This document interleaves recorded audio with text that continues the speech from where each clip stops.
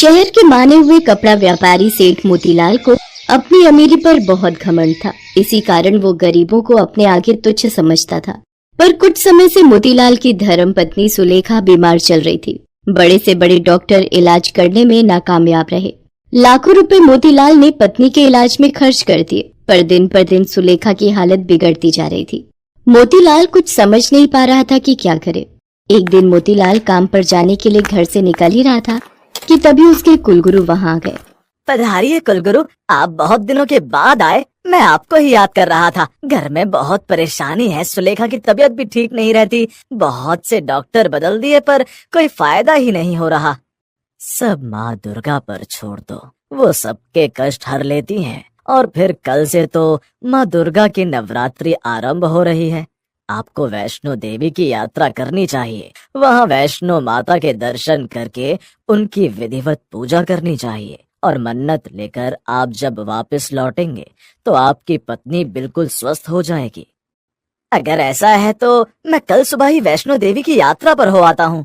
बेटा, पर इतना याद रखना, पूजा में श्रद्धा और दयालुता की भावना रखना अति आवश्यक होता है। तो वो पूजा पूरे मन से करना, तभी तुम्हें उसका फल प्राप्त होगा। इसीलिए घर से ही तुम अपना सारा घमंड त्याग कर निकलना, क्योंकि अकबर के बारे में तुमने सुना होगा। वो भी घमंड में माँ के दर्शन के लिए गया था, पर माँ ने उसकी पूजा स्वीकार नहीं की थी। अकबर का सारा घमंड चूर हो गया था।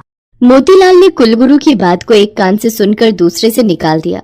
कुलगुरु के जाने के बाद मोतीलाल अपने बेटे अजय को अपने पास बुलाता है। अजय बेटा, मैं तुम्हारी माँ के लिए वैष्णो देवी यात्रा पर जा रहा हूँ। कुलगुरु का कहना है, अगर मैं वैष्णो देवी में जाकर माँ के चरणों में पूजा करूँगा तो तुम्हारी माँ बहुत जल्दी ठीक हो जाएगी। मेरे पीछे फैक्ट्री का ख्याल रखना, कहीं भी कोई गड़बड़ ना होने पाए। ठीक है बाबा, आप निश्चिंत होकर जाइए, मैं सब संभाल लूंगा। सुलेखा, अब देखना, तुम बहुत जल्दी बिस्तर से उठकर चलने लगोगी। अब मैं सबसे पहले अपने लिए एक हवाई जहाज की टिकट बुक कर लेता हूँ। ट्रेन में सफर करके तो मैं बहुत थक जाऊंगा। अजय बेटा, जरा विनय को फोन लगा, वो कल सुबह की मेरी जम्मू की फ्लाइट बुक कर देगा। अजय विनय को फोन लगाता है। क्या जम्मू की फ्लाइट एक भी नहीं है? अरे कोई तो होगी। तुम्हें पता तो है पापा से ट्रेन का सफर नहीं होता। अच्छा तुम होल्ड करो, मैं एक बार पूछ लेता हूँ। पापा, जम्मू की फ्लाइट बहुत कम मिल रही है, क्योंकि नवरात्रे शुरू हो गए हैं तो भीड़ बहुत है।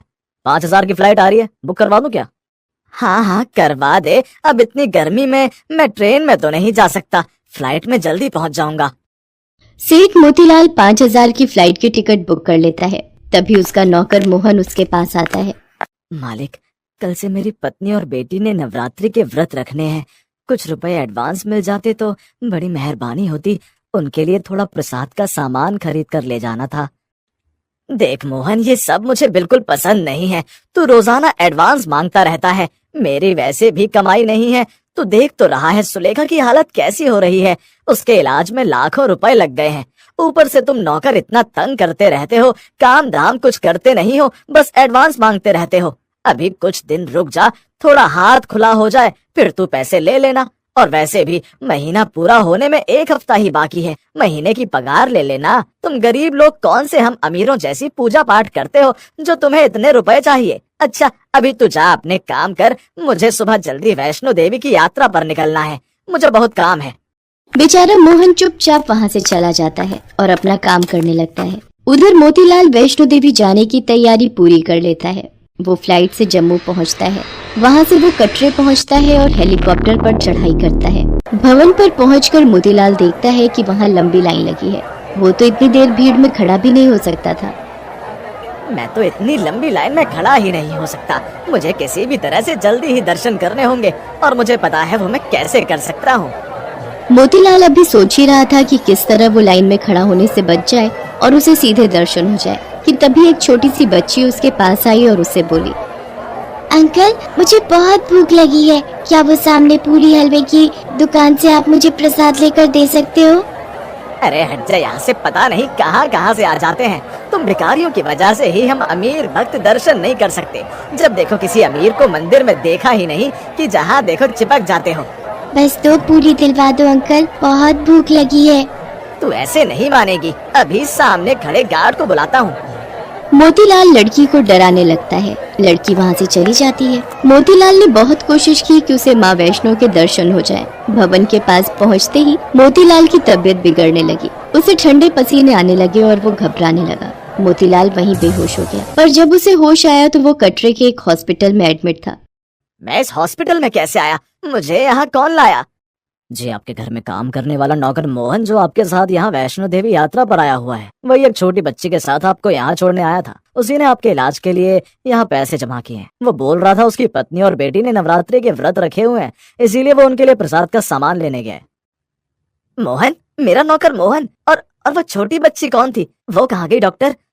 वो बच्ची, वो तो यहीं पहाड़ों पर ही रहती है। वही आपके नौकर मोहन को और आपको इस हॉस्पिटल में लेकर आई थी। उसके बाद वो चली गई। आप आराम कीजिए।